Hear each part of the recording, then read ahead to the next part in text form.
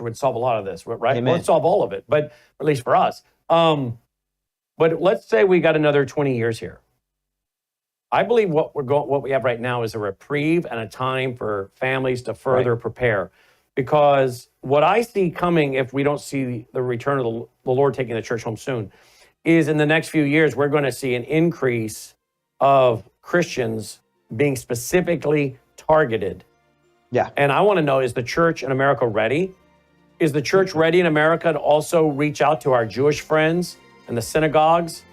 You know, Jesus commends those in Matthew 25 who do that, right? Who minister to those, my brethren, the Jews. And obviously, many of those Jews were the ones who became believers in Yeshua, right? Yes. But I think we see too many Americans squandering this period of grace. Yes. Instead of using it for preparation, they're using it for other things that are not eternal. Sharam Hadian, folks, you appreciate what we're doing. We do need your support. WorldviewFoundation.com. Please go there now. WorldviewFoundation.com. May God save America. Take care. You are watching Worldview 2, built on the 35 years of Worldview books, documentaries, research, high-profile interviews, and the radio and television broadcasts of Brannon House.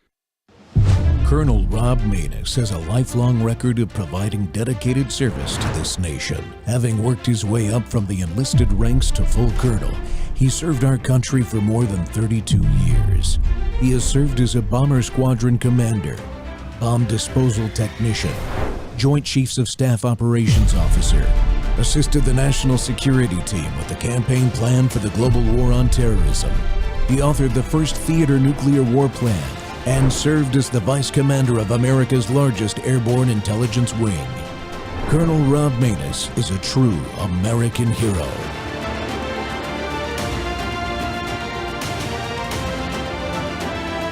This is Rob Maness Live. Sure good to see you. How's life treating you today? Well, Saul, it's been a pretty touch and go situation. Linda and I have had quite a few unpleasant words here lately over the deal with that he hired Mike Wallace to assassinate the president. It's been hectic in every way, but we've lived through it this far. I guess we'll continue to do so. Lyndon should have never issued that order to Mike, but we've had our differences, and I'm a true blue to Lyndon, as I've always been, and tried to carry out every order that he's ever given me. But this is one I'll probably never be able to forget. And the times that we've had in Texas, and the embarrassment that Lyndon had gotten from Kennedy, I guess there wasn't anything else to do but what he did. Well, you know, Lyndon could have really hit me if he would. Well, Lyndon's the kind of person that doesn't want to help anyone. He's all for Lyndon, and that's the way he's pretty much always been. Well, they had me backed up on that Henry Marshall killing, and they just, it's sure good to see you. How's life treating you today? The real killers of John F. Kennedy. Well, the Rob Maness Show is live on Worldview Tube and our X Spaces simulcast, and I'm honored and humbled to have Roger Stone as my guest today. Roger's not only a political icon, but in my mind, the best political operative and strategist in my lifetime. He's a New York Times bestselling author, a Trump loyalist, and host of the Stone Zone on WABC Radio. The first person anyone should want to discuss the Kennedy assassination papers drop with is this man. In his book, The Man Who Killed Kennedy, The Case Against LBJ, Mr. Stone, and I'll quote one of the assessments of the book, makes a compelling case that Lyndon Baines Johnson had the motive, means, and opportunity to orchestrate the murder of JFK. He maps out the case that LBJ blackmailed his way onto the ticket in 1960 and was being dumped in 64 to face prosecution for corruption at the hands of his nemesis, attorney Robert Kennedy. Mr. Stone uses fingerprint evidence and testimony to prove JFK was shot by a longtime LBJ hitman, not Lee Harvey Oswald. President Johnson would use power from his personal connections in Texas, from the criminal underworld, and from the United States government to escape an untimely end in politics and to seize even greater power. Johnson, the 36th president of the United States, was the driving force behind a conspiracy to murder President Kennedy on November 22nd, 1963, close quote. Well, Roger Stone, welcome to the Rob Maness Show, sir. Rob, I'm really delighted and honored to be here. Like I said, I can't thank you enough. I know your time is very valuable. Before we jump into that video, now that it's been some time has passed, I think almost 2 weeks now, since these Kennedy files have been dumped, have you had a chance to go through them? And did they really release everything that we think we know is out there? Rob, I have had a chance to go through them, and the problem is that they're woefully incomplete. There are documents, videos, audios, and other pieces of evidence that we know the Assassination Records Review Board, a federal body set up in the 1990s, reviewed, that were not among those things released. The House Special Select Committee on Assassinations in the late 70s concluded, after an exhaustive investigation, that organized crime played a very substantial role in John Kennedy's murder. Lyndon Johnson has many ties to them. Talk about that later. But not a single document, not a single piece of evidence released by the National Archives in this recent dump addresses the question of organized crime. Just use that as one example. So I think what they have done here is to cherry pick documents without obtaining everything from the Secret Service, everything from the Internal Revenue Service, everything from the Department of State, everything from the Department of Defense, everything from Army Intelligence, just to name a few, to try to bolster the false narrative that Lee Harvey Oswald acted alone. He was alone, not a Russian communist, that he fired 3 shots from the 6th floor window of the Texas School Book Depository building. A feat, by the way, no government marksman has ever been able to duplicate. It's a false narrative, but they continue to prop it up. Now, the one area where I think there's a little bit of a breakthrough is, at a minimum, these new documents prove that the CIA had much earlier knowledge of Oswald and his movements. The CIA is well aware of the fact that a man claiming to be Oswald does not meet the physical identity of the Oswald who showed up at the Mexican embassy seeking passage to Cuba. They also know that a man using the name Oswald goes to various air charter services in Dallas the day before the assassination to inquire how much it would cost to charter a plane to fly to Cuba. The problem is that when the air charter service companies are shown a picture of Lee Harvey Oswald, they all say, no, that's not the man I saw. So the CIA is busted in the sense that it is exposed that they know about Oswald far earlier than they say they do, but there are huge pieces missing here. The involvement of organized crime, and of course, all of the evidence that points to the fact that Malcolm Mac Wallace is at least one of the shooters of John F. Kennedy. Why do we say this? Well, first of all, Wallace's fingerprints are found on the 6th floor of the Texas School Book Depository building.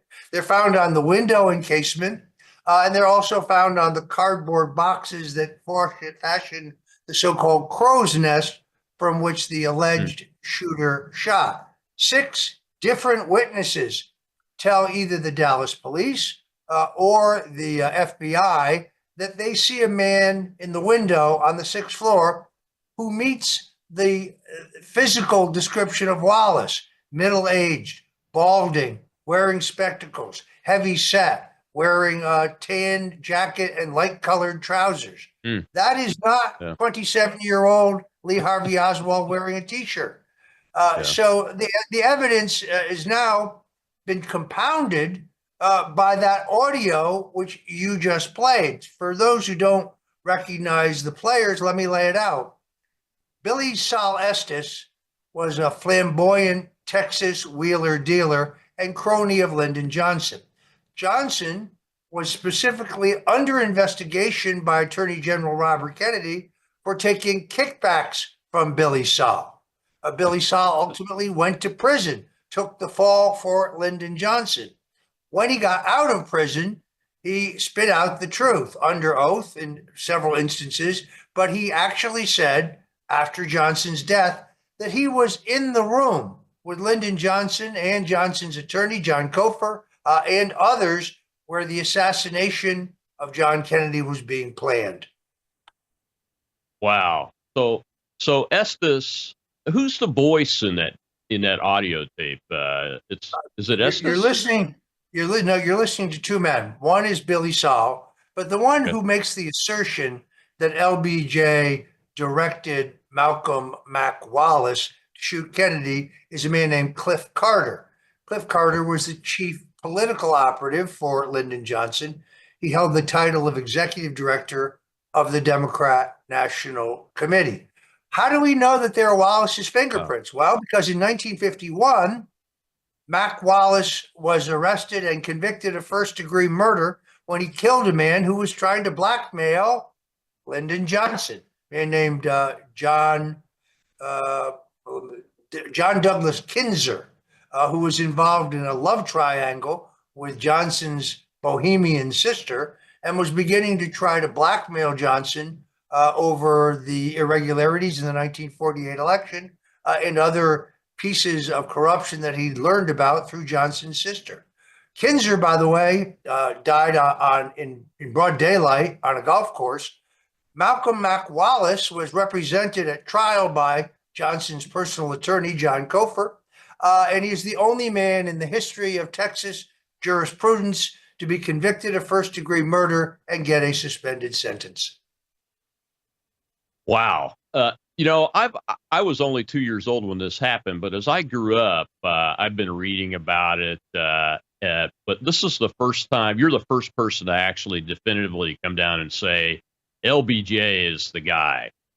He has motive, he has opportunity, and it appears he had the players enabled, even the governor of Texas, maybe, in order to put Kennedy in the right spot at the right time in front of the gunman. Why are you so firm on that assessment? Is it just because LBJ was a crook and a slippery, powerful politician, or is it because there's more available now that we know this that makes him? He's really the only guy. Once I read what you wrote, Roger, and put it together with everything else I know, he's the only person that really does have the motive and opportunity and the resource.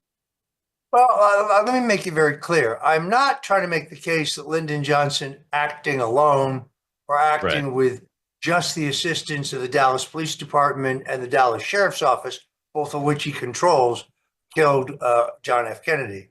There is, I hate this word, a conspiracy, so let's call it a plot. There is a plot in which the Central Intelligence Agency plays a role, organized crime plays a role, Big Texas Oil plays a role. There are other entities. Everyone has their own individual motive for wanting John Kennedy dead. The Central Intelligence Agency knows, for example, that the story told to us by the Kennedys regarding the Cuban Missile Crisis is false. The missiles were never removed from Cuba.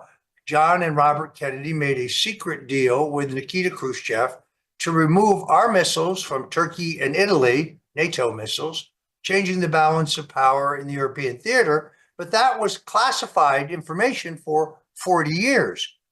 The intelligence services and the Pentagon, of course, knew it in real time. The mob's motive is very clear. In 1960, Ambassador Joseph P. Kennedy, John Kennedy's father, who had served as ambassador to the United Kingdom under Franklin Roosevelt, and who was partners with Frank Costello, controlling all of the illegal liquor in the country from New York all the way to the Canadian border, met with all of the leaders of organized crime in Chicago, a meeting convened by Sam Giancana, who ran the mob in Chicago, and they made a deal in return for $1 million and some arm twisting in first the West Virginia Democrat primary and later on in both Illinois and in Texas. The Kennedy Justice Department was supposed to drop the deportation proceedings that were ongoing under Eisenhower against Carlos Marcello, who ran the mob in Texas and Louisiana, and Santo Trafficante Sr., who ran the mob in Florida. You asked me earlier about these releases. We know, for example, that the Assassination Records Review Board listened to the audio tapes of bugs that were placed in Marcello's jail cell, where he brags about the Kennedy assassination both before it happens and after it happens. Why wasn't that among the materials that was released? Perfect example. By the way, Marcello was paying Lyndon Johnson to protect his illegal gambling operations in Houston, Dallas, and San Antonio. The bag man for those transactions was a man named Jack Halfer. Halfer got a full presidential pardon on a crime that he'd been convicted of that did not relate to Lyndon Johnson. That was on November 24th, 1963. Interesting date. Yeah, it's a very wide plot too. I'm glad you changed the conspiracy word to plot because people get thrown off by that. But it is a conspiracy. It's a real conspiracy, and I should have been more clear in my question. We got to take a break, Roger. When we come back, I'll play a little clip about the NBC tape.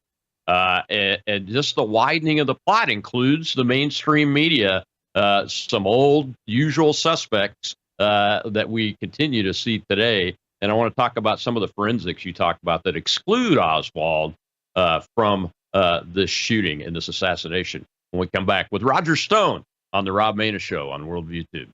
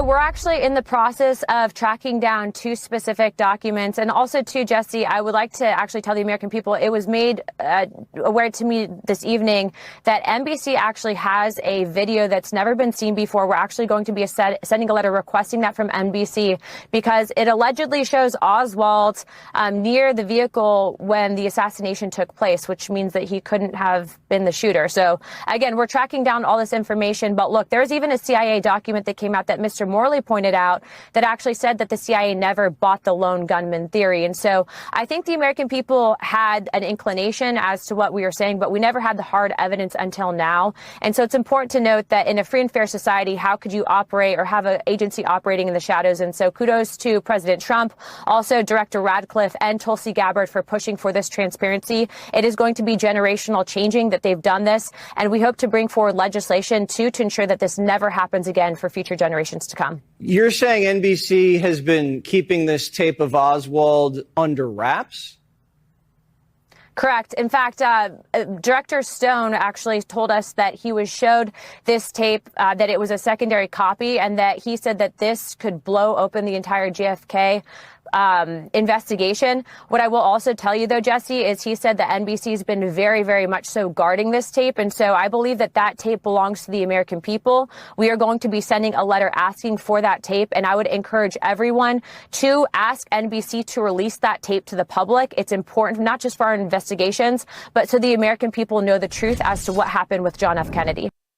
Welcome back to the Rob Maness Show, and we're live on Worldview Tube, and we're talking about who the killers of John F. Kennedy really were, with Roger Stone, who wrote a book identifying the plotters, the really coup plotters is what we would call them today, but the assassination plotters, apparently with a lot of good evidence led by LBJ, and a lot of evidence that shows exactly what Congresswoman Anna Paulina Luna was talking about there. A trove of evidence that shows Oswald was probably not even a trigger puller at all in that assassination attempt. And Roger, welcome back to the show. I wanted to just show that clip because it highlights one of the main suspects that we all hear about today, and that's the mainstream media. The mainstream media, NBC News, has withheld this vital information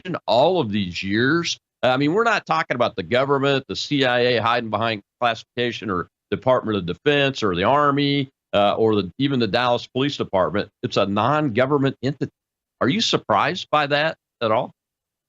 No, actually, I've been aware of the existence of this NBC tape for a number of years. I've seen secondary copies of it. It appears that Lee Harvey Oswald is actually standing in the doorway of the Texas School Book Depository building as the motorcade goes by, which of course means it would be impossible to be for him to be shooting from the 6th floor of the same building. But there's additional evidence. First of all, the Dallas Police Department conducts a paraffin test on Lee Harvey Oswald. If he shot a leaky $26 World War II vintage Italian Army carbine, a Carcano, how is it that he has no nitrates on his chest, his arms, his face, or his hands? Could not possibly have shot a weapon that day. Secondarily, a Dallas police officer can be seen in an AP photo holding up a rifle that was found on the 6th floor. That rifle is a precision Mauser, a German rifle. It says so on the barrel. Three different law enforcement officers signed statements that that is a rifle found. One recants, the other two are strangely murdered in the days almost immediately after the assassination. Then there's the claim that Oswald got off these 3 shots, had time to hide the rifle, and run down 4 flights of stairs where he was seen by a Dallas police officer calmly eating his lunch 90 seconds after the final shot. Not physically possible, but beyond that, a woman named Victoria Adams, who watched the motorcade from the 4th floor, was on the staircase, which, by the way, was a wooden staircase, and therefore quite noisy, between the 4th and 2nd floor herself at the exact time that Oswald was theoretically going from the 6th floor to the 2nd floor. She neither seen, nor more importantly, she neither saw, nor more importantly, did she hear Lee Harvey Oswald. What does Oswald say when he is paraded out in public? That, by the way, in itself is rather odd. You have a man who's a murder suspect, who's alleged to have murdered the president of the United States. Why would you bring him out in public where he could be quite easily assassinated, and was? But what does he say? I'm a patsy, he says. I didn't shoot anyone. He's telling the truth. And then, of course, the Warren Commission tells us that Jack Ruby, whose real name was Jack Rubenstein, has, quote, no known associations with organized crime. Rob, this is laughable. Jack Ruby, also known as Jack Rubenstein, has worked as a button man for the mob in Chicago, has run Carlos Marcello's casino in Cuba, and the Carousel Club, which he allegedly owns. He's only fronting for the real owner, Carlos Marcello. So to say that Ruby has no connection to organized crime, this is among the more laughable jokes in the Warren Commission. The other thing I would point out to you is that Gerald Ford, then a congressman, actually the minority leader of the House from Michigan, admits to the New York Times that at the request of J. Edgar Hoover, he takes the actual autopsy diagram in the official record, and with a pencil, he erases the indications of a wound in Kennedy's upper right back and moves it to the back of his neck. That was to claim that Kennedy had been shot 3 times from the rear. A recent documentary released by Paramount, not exactly a right-wing outfit, interviews the doctors at Parkland Hospital, a surprising number of whom are still alive, and every single doctor says that they saw wounds consistent with John Kennedy being shot from the front and the back, and that the wound in his throat is an entry wound, not an exit wound. By the time Kennedy's body gets to Bethesda Medical Center, in violation of Texas state law, by the way, because state law requires an autopsy be conducted in Texas, Kennedy's body is removed at gunpoint by Secret Service agents who get into a tussle with the Texas Rangers over the body. By the time his body gets to the Bethesda Medical Center for the autopsy, there's been a tracheotomy conducted, so you can't tell whether the wound in his throat is an entry wound or an exit wound. But more importantly, the grapefruit-sized blowout wound on the left of his, on the rear right of his head has been patched. It's gone. Every doctor at Parkland says they saw it. All of the doctors at Bethesda say it's not there. Really? I didn't realize that the gaping hole that the Bethesda doctor said it wasn't there. I mean, that's to me, that's the definitive proof, isn't it, that he was shot at least once or twice from the front, right? There's also missing from the record here is the Nix film. Oliver Nix, probably Orville Nix, was an air conditioning repairman.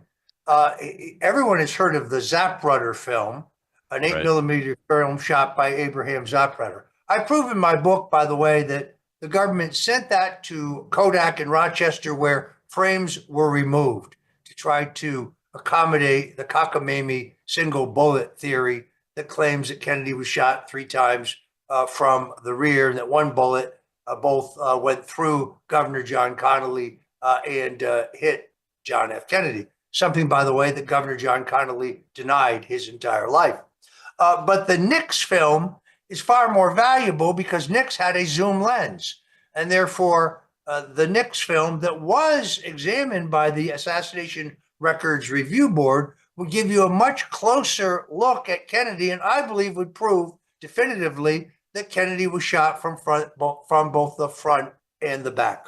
There are multiple witnesses who tell the Warren Commission that they saw a gunman on the fence line on the grassy knoll, including one man who was working in the railroad tower, describes the car he drove up in, describes him taking a rifle out of a rifle bag, shooting. Multiple witnesses see a puff of smoke rise from the fence line on the Texas School Book Depository on the so-called grassy knoll. There's substantial evidence that Kennedy was shot from both the front and the back. I believe that there may have been as many as 4 shooters. Mac Wallace shooting from the Texas School Book Depository building, 6th floor, a shooter on the grassy knoll, most likely a Corsican, a paid assassination, flown into the country the day before, flown out of the country the same day. I think he's working for the mob. There's also, I think, a shooter in the sewer grate.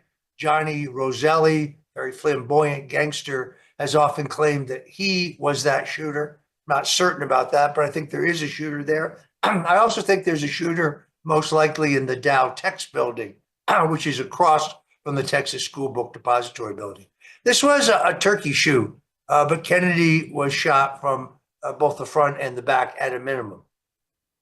Yeah, Roger, early in my Air Force career, I was a EOD or bomb disposal technician, and I started working with the Secret Service before I was 19 years old on protective details for people all the way from President Reagan to Democrat nominees or candidates like Jesse Jackson, even, and Gary Hart, George H.W. Bush, and everybody that ran against him, and those kind of things. And it always surprises me when I look at the tactical layout of driving through that motorcade route. And I went to Dealey Plaza when I was stationed in Texas a couple of times just to walk it and take a look around and use the experience I had there. And it always surprises me that the Secret Service would allow that to happen, or even the Dallas Police Department, because people that work police motorcades are familiar with what the tactics are for that. We got to take another break. When we come back, I want to talk some more about that and get your thoughts, because I think you talk about it in the book on why that happened that way. But also, we'll hear a little bit from Congresswoman Boebert in that hearing that we've talked about, that Anna Paulina Luna was talking about, and another Stone. And I want to get your take on him. That would be Oliver Stone, the director that wrote or did the documentary before your book came out. We'll be right back with Roger Stone. Who were the real killers of John F. Kennedy?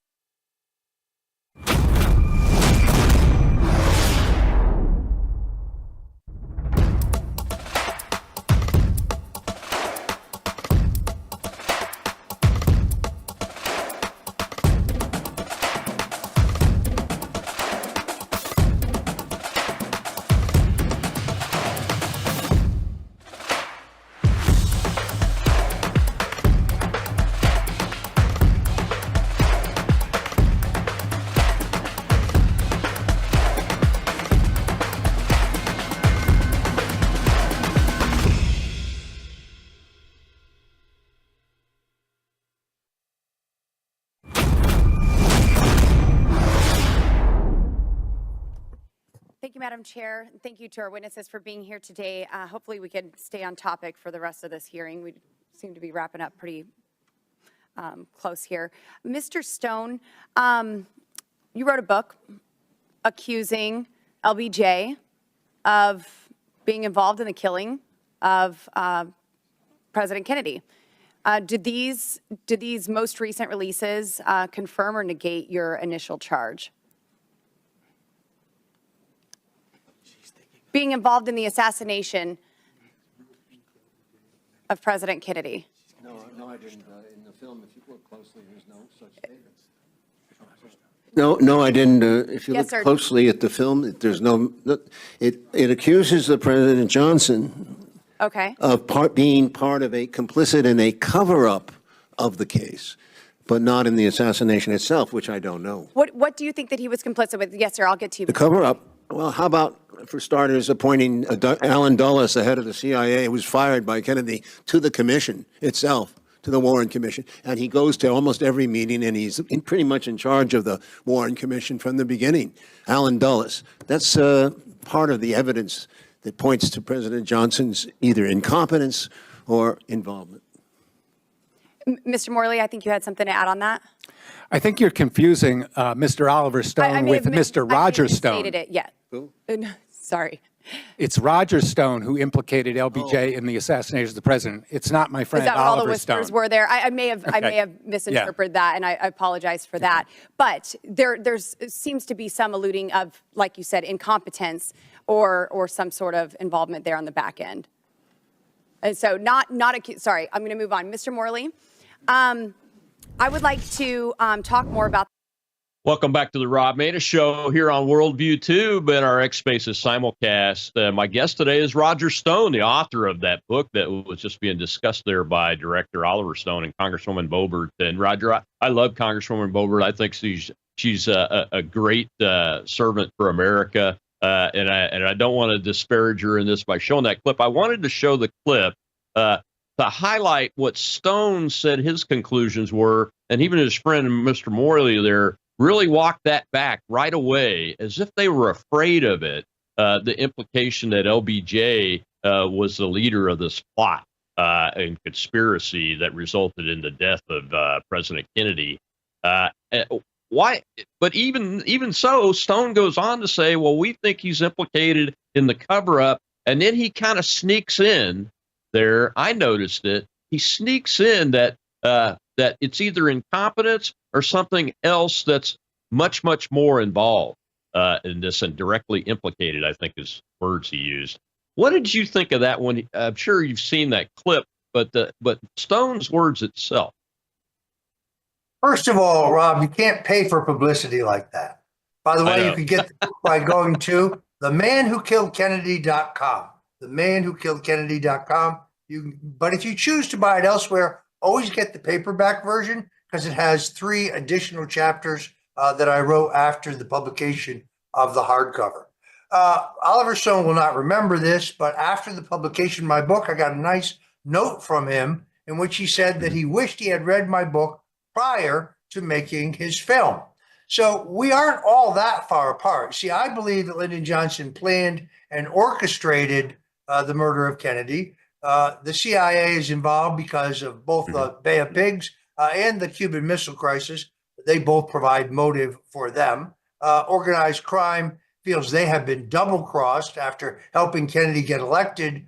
Attorney General Robert Kennedy seeks to move forward on the deportation of 2 of the most dangerous gangsters of the day, Santo Traficante and Carlos Marcello. Big Texas Oil is upset about the Kennedy brothers' attempts to repeal the oil depletion allowance. The banks are not unhappy. The Kennedys were pushing for a silver-backed dollar. He admits, of course, that Johnson is involved in the cover-up. I take a much broader view, saying that not only did Johnson have unique motive, means, and opportunity, but he has a unique relationship with everyone else in the conspiracy. As a Senate Majority Leader who never, ever serves on a committee, Johnson appoints himself to the subcommittee of Defense Appropriations, where the CIA's secret black box budgets are prepared and approved. Johnson is the paymaster for the CIA. As I said earlier, the mob was paying Lyndon Johnson to protect their gambling operations in Texas. So he has a unique nexus there. He is the chief water carrier for the Texas oil lobby in Washington, D.C. So he is uniquely connected to everyone else in this conspiracy. You did raise an excellent point. Since John Kennedy's plan was to go from the Dallas-Fort Worth airport to the Merchandise Mart, neither one of which is within the city limits of Dallas, and both of which could be reached by freeway without the car ever having to stop, why did the motorcade go into the city of Dallas, violate the Secret Service manual by taking a route that requires him to come to a full stop at a stop sign? It's pretty obvious. Crazy. Now, Governor John Connally, if you look at the book of Jerry Bruno, who was the chief advance man for JFK, that motorcade route was insisted on by Governor John Connally. And when Bruno said it would not be approved, Connally said, good, then the entire trip is canceled and our invitation to the president is rescinded, which is the only reason they agreed to drive through Dealey Plaza. Now, as you know, under the Secret Service manual, all buildings on either side of the street were supposed to be searched, cleared, and sealed, but they weren't. There were supposed to be 6 motorcycle officers, 3 abreast on either side of the presidential limousine. There was 1 motorcycle officer, and he was ordered to ride behind the presidential limousine. There were supposed to be multiple agents on the rear bumper. You can see on YouTube that several of them are ordered off. You can watch that today. So there are supposed to be plainclothes Secret Service agents in the crowd. There were none. There are so many violations of the Secret Service plan, but that's because almost immediately upon becoming vice president, Lyndon Johnson obtained the Secret Service manual and sent it to his Confederates in Texas who began planning Kennedy's murder. It's very interesting that on the inauguration day, a very, very cold day in 1961, presidential speechwriter Theodore Sorensen the man who really wrote Profiles in Courage, a book for which John F. Kennedy got the Pulitzer Prize. He not only didn't write it, he actually never even read it, is standing next to Bobby Baker, who was the Secretary of the Senate and Johnson's right-hand man. Johnson was also under investigation in connection with payoffs that were made through Baker at the time of Kennedy's murder. And Sorensen turns to Baker and says, well, Bobby, congratulations. And Baker turns on Sorensen and says, John Kennedy will die a violent and premature death. And he storms off. There you have it. Wow. Wow. You know, I would also add about the sealing and clearing of the buildings that all of the drainage and sewer and access points underneath the streets are supposed to be searched and sealed too. So the grate, the drainage grate should have been covered too, where that possible one shooter was at. It's incredible. The egregious, I'm not even going to call them errors. They just flat out did not follow the proper procedures and processes in this incident, and it takes very powerful and widespread group of individuals to make that happen, Roger. And you know, the question that I've always had since I first started studying this as a kid was why Allen Dulles, the guy that President Kennedy fired from the CIA, is on that Warren Commission. It's always given me suspicion about that result. Here's the best part. After the death of Robert Kennedy, Lyndon Johnson is asked, why did you appoint Allen Dulles to the Warren Commission, knowing Dulles' hatred for JFK and the fact that JFK had fired him over the botched Bay of Pigs invasion? And Johnson said, oh, I appointed him to the commission at the request of Robert Kennedy, which is quite obviously a lie. It's interesting, of course, also that none of the members of the Warren Commission took that as a full-time assignment. So they were mostly, with the exception of Dulles, they were mostly honorific. Chief Justice Warren did not want to chair the commission. He was talked into it by Johnson, who was basically implied that Kennedy had been killed by the Russians, and if this was not handled properly by the commission, it could lead to World War III. I don't need to tell you, there's no evidence whatsoever that the Russians or the Cubans were involved in the murder of JFK. On top of that, you have the interesting anecdote that's in the oral history of a man named Malcolm Kilduff. Malcolm Kilduff was the assistant press secretary for John F. Kennedy. The president's press secretary, Pierre Salinger, was not in Dallas that day. He had remained in Washington. It is Kilduff you can hear in the legendary audio and video announcing Kennedy's death. He records that immediately after that, he was on the elevator with the new president, Lyndon Johnson, and he says to him, Mr. President, who would kill our president? Who would do such a horrible thing? And Johnson says, it was a communist, son. And Kilduff says to Johnson, a communist? What kind of communist? Johnson says, it was a Russian communist, son. There's only one problem. Lee Harvey Oswald has not yet been apprehended. How could Johnson know that? That's incredible. I did not know about that conversation. Something else that I wasn't aware of either is that, you know, I think most people know that you worked for Richard Nixon and were his trusted confidant, advisor, and everything. Did President Nixon ever talk about the Kennedy assassination? I mean, he was at the national level of politics well before Kennedy won the presidency, obviously competed with him. Well, in fact, that was the impetus and the motivation for me to write my book, The Man Who Killed Kennedy, The Case Against LBJ, because in the late 80s, when I was working for President Nixon, I'd worked for him when I was much younger. I worked in the 1972 campaign. I was the youngest member of the staff, but I actually only had occasion to meet the president one time. It was not until the late 1970s and 1980 when working for Governor Ronald Reagan in his presidential campaign, I got the choice assignment of briefing President Nixon once a week either in his office at 26 Federal Plaza in New York or at his home in Saddle River, New Jersey, on the campaign. So I saw the president essentially once a week for almost 8 months in 1980, late 1979 and 1980. So it was during that period that I became friendly and much closer to him. And of course, as I have recorded, Nixon was not very retrospective or introspective. He was very forward looking. It was very hard to get him to talk about the past, whether it was his friendship with John Kennedy, whether it was being stoned by a communist mob in Venezuela, or about the famous kitchen debate with Kennedy, or what Eisenhower was really like, or his relationship with Joe McCarthy. A lot there that would have been interesting, but it was very hard to get him to talk about it until he had a couple cocktails. He was very proud of his martini making skills.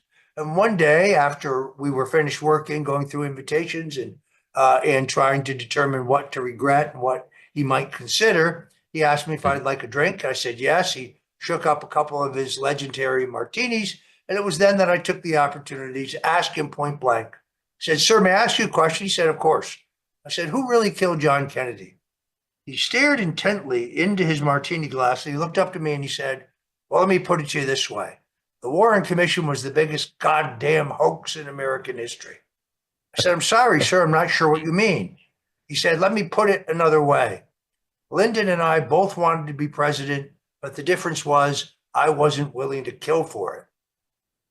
He further said that when he saw Jack Ruby on television, along with millions of others, shoot and kill Lee Harvey Oswald, he immediately recognized Ruby as Jack Rubenstein because Murray Schotner, who's really the first political consultant, as it were, the guy who orchestrated Nixon's 6-year rise from leaving the U.S. Navy all the way to being vice president in just 6 years, 4 years in the House, 2 years in the Senate, and on to the national ticket.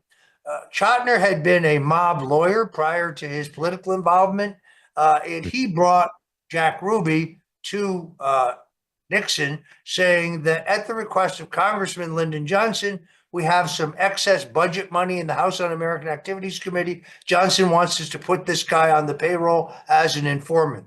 I found the House records on microfiche that record that Jack Rubenstein was indeed paid by the House Intelligence Committee, which is why Nixon recognized Jack Ruby. Jack Ruby is therefore directly connected to Congressman, later Senator, later Vice President Lyndon Baines Johnson. Why am I not surprised? Well, we got to take one more break, Roger. When we come back, we'll talk about the RFK Jr., what his thoughts are on this. But I want to get your take on the latest plots to kill a president. They're very eerily similar to what you wrote about in this plot to kill John F. Kennedy in your book. I'll be right back with Roger Stone on The Rob Maness Show.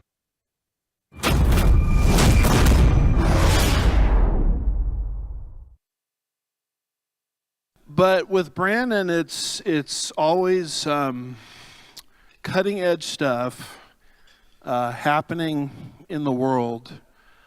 And it's not just from the political angle, because you can get that on other platforms, but it's always from the biblical angle. So you're dealing with a guy that loves Jesus, you're dealing with a guy that's very intelligent, you're dealing with a guy that is cutting edge conservatism, and you're dealing with a guy that wants to be biblical all at the same time.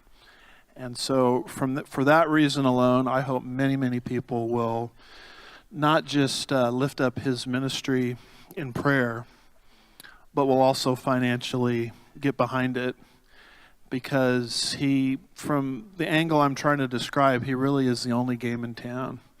And we desperately need it in these last days. Can I get an amen to that?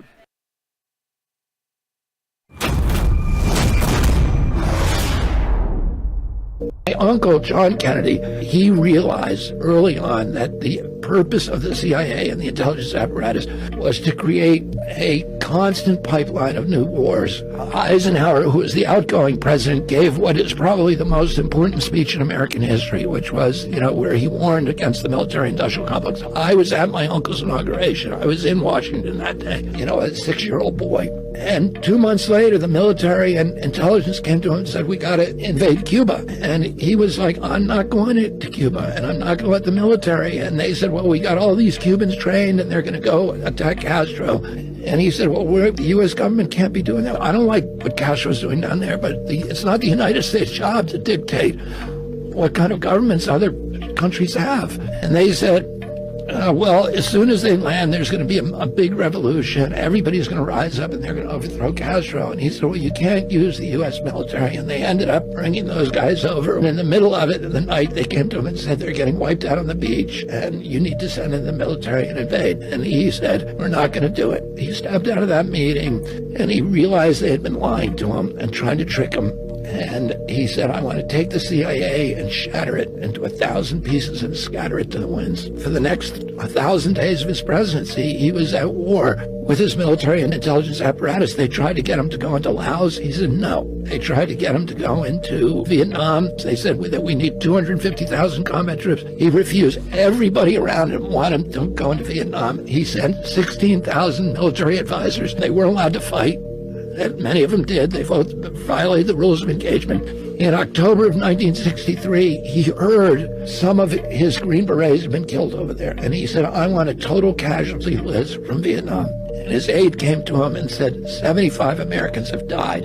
He said, that's too many. And he signed that day a national security order ordering all troops out of Vietnam, U.S. troops. And then a month later, he was killed. A month later, he was killed. Welcome back to the Rob Maness Show. And my guest today is Roger Stone. And we're talking about his book, The Man Who Killed Kennedy, the case against LBJ. And Roger, I wanted to just devote a few minutes of this show to the bigger picture. And when I hear RFK Jr. in that entire clip, I actually get emotional because I served, as you know, for over 32 years of my life as a teenager all the way up to 50 years of age.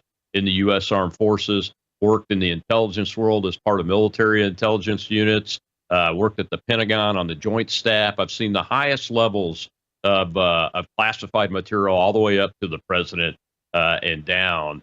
And I get emotional because I realize now, looking at the present day, in the context of your book, I think about this Crooks guy at Butler, Pennsylvania, and this Ruth guy who's still alive, that's connected to at least the Ukrainian intelligence services and the armed forces, that both attempted to kill President Trump.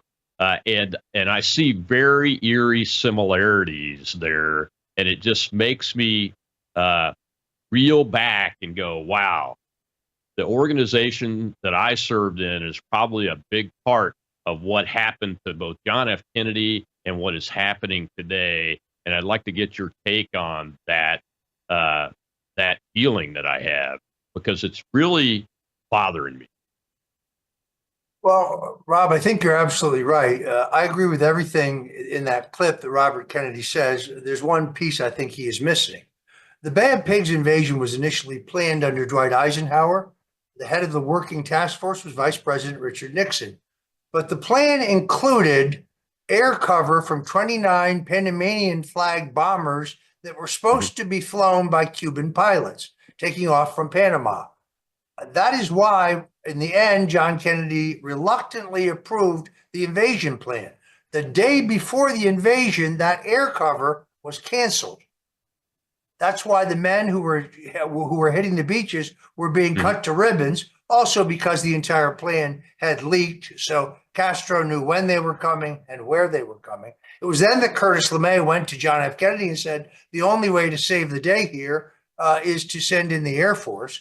Kennedy had only approved the invasion plan with the theory of plausible deniability, that it not look like a U.S. invasion. So therefore, he rejected the request to send in the Air Force, and he took responsibility for what became a fiasco. In the larger sense, though, Rob, you're absolutely right. There is a direct line between the assassination of John Kennedy, the removal of Richard Nixon, who was threatening to dismantle the national security apparatus and take power away from the CIA, reflected both in his memoirs and in the diaries of his chief of staff, H.R. Haldeman, in the wake of the largest political victory, a landslide victory in a presidential contest in history in 1972. Declassified documents from the CIA now tell us that the CIA was well aware of the plan for the Watergate break-in, that they infiltrated the break-in burglar team, that 4 of the burglars were still on the payroll of the CIA and reporting to their handlers. By the way, Rob, the same 4 happened to be on the ground in Dealey Plaza on November 22nd, 1963. The same 4 men. How coincidental. So Nixon was removed in a silent coup. They attempted to assassinate Ronald Reagan. I have a book coming out in July on the attempted assassination of Reagan, because there's never been an official report from the government. That we have a statement from Vice President George Bush saying that there was no conspiracy detected. That's interesting. And then you have these events both in Butler, Pennsylvania, and then again in West Palm Beach, where we just have more questions than we do have answers. But you're right about the similarities. Just as they took a hose and hosed out the back of John Kennedy's limousine immediately after he was murdered, they hosed down the roof of the building from which the shooter allegedly shot in Butler. Could it be that they don't want to have a DNA sample because Thomas Matthew Crooks is not the actual shooter? Looks like it to me. Then we're told that Crooks' cell phone is encrypted and we can't tell who else he was talking to and what he was saying.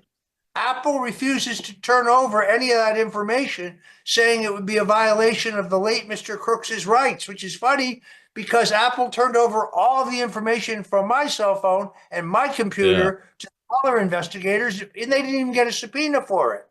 Kind of a double standard there.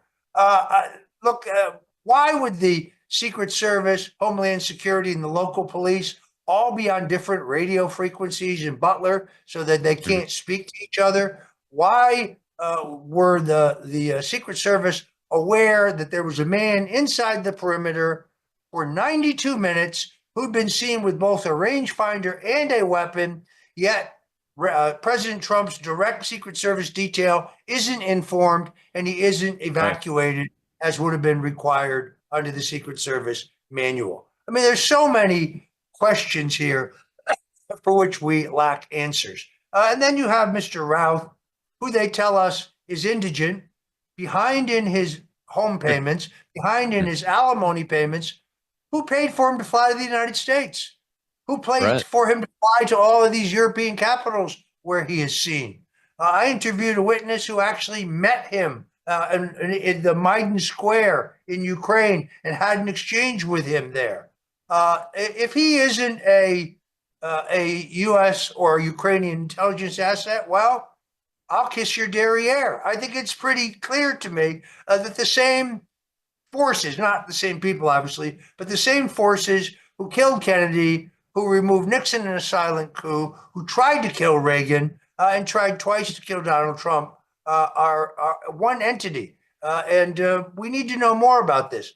I really hope that President Trump will order the release of all of the documents pertaining to the attempted assassination of Reagan, because what I've learned in my research tells me that it is yet another CIA operation, in this case, one in which Vice President H.W. Bush plays the same role as Lyndon Johnson played in the murder of Kennedy.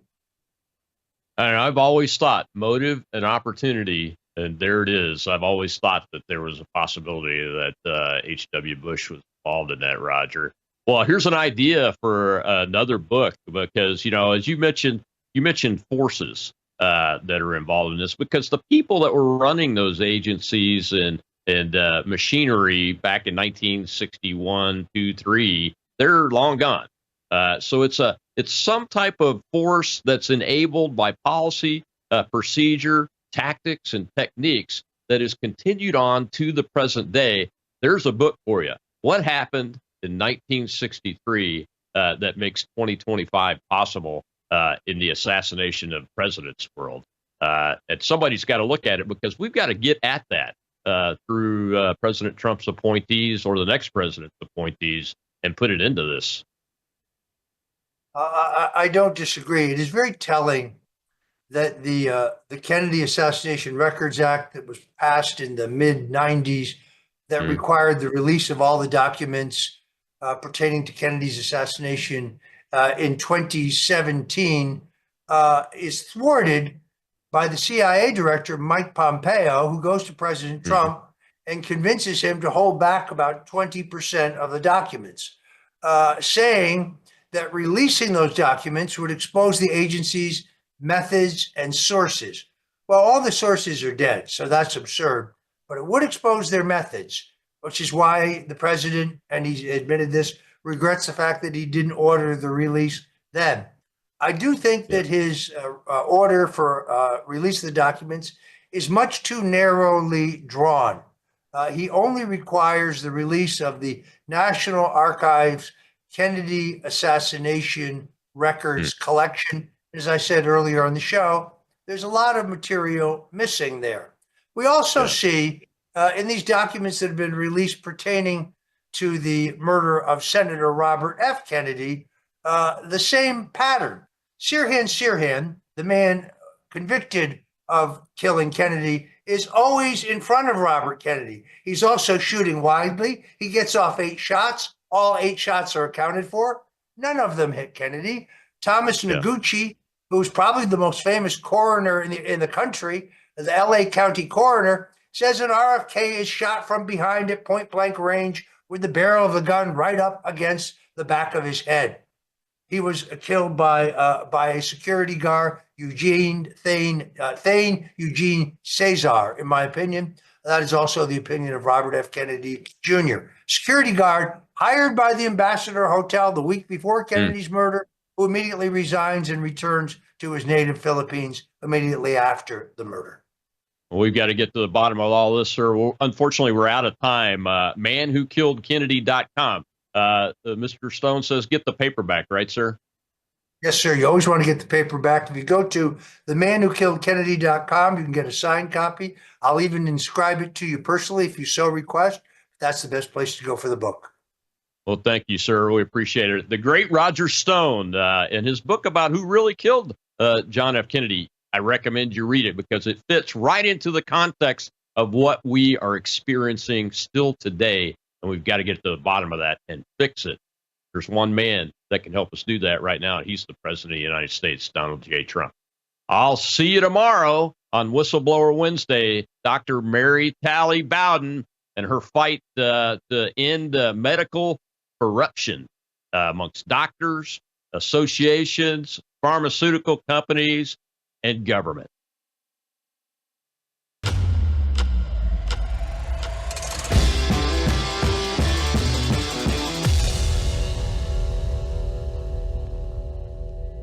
You're watching Worldview 2.